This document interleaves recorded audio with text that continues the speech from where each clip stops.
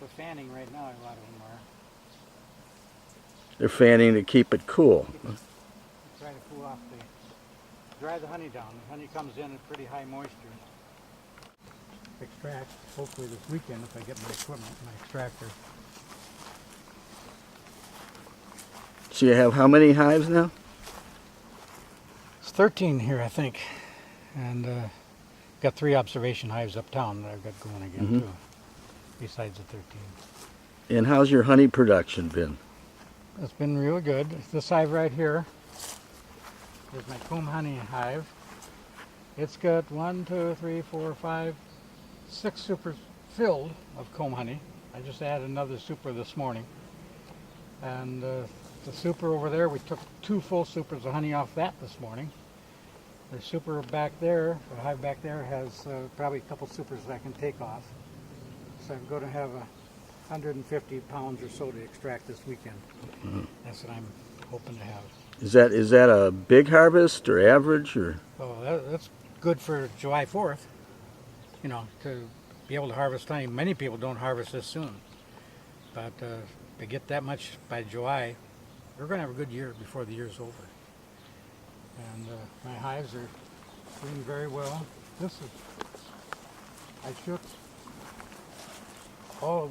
during class it was 2 weeks, well, it would be 3 weeks Saturday. I shook all the bees off the regular frame supers on this hive.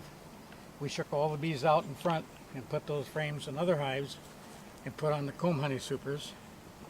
And in 2 days, in 4 days, I had to rearrange them because they had the bottom 3 pretty well filled out. And then I've kept adding more supers in the bottom every time they get filled out. So it's got about 240 comb honey supers on it, or Ross rounds on it right now.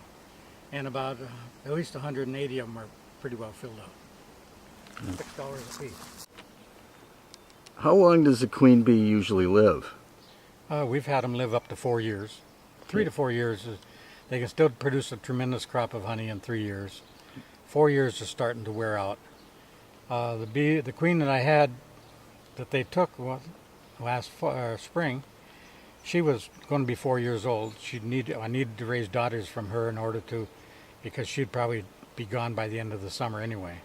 But I need to get daughters out of her that were resistant to foul brood. I don't have a single queen left here. The only hives they left me were no queens, so I had to introduce new queens to them. One of them I had to fight and fight and fight because they wouldn't accept the queen. It was queenless. They had a queen layer in there.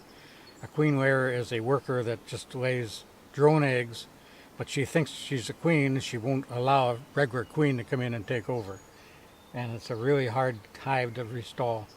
And I finally, yesterday, found a queen in there, a young queen. So I'm hoping that hive is finally, after 2 months, requeened. So the state took and destroyed all your queens? All my queens were either taken or destroyed, one way or the other. Do you know, did any of your queen bees have signs of foul brood?